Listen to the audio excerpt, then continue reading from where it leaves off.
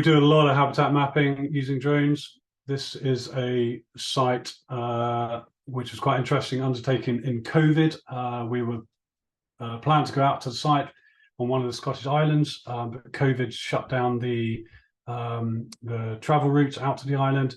So in this case, we actually got a drone service provider to provide the imagery for us.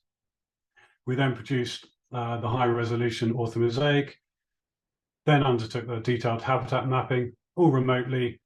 And this process, this information was then used for the environmental impact assessment under the remit that the habitat assessment was to be updated pre-construction.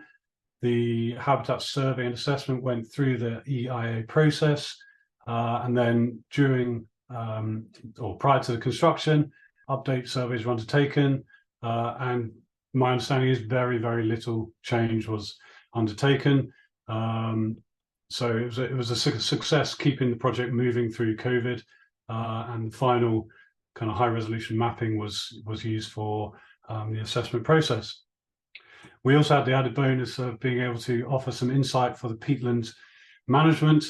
And here you can see on the left, there's some old peat cuttings, which we were able to give rough volumetric calculations to feed into the peat management and habitat management plans for the site, which was extremely useful for the clients.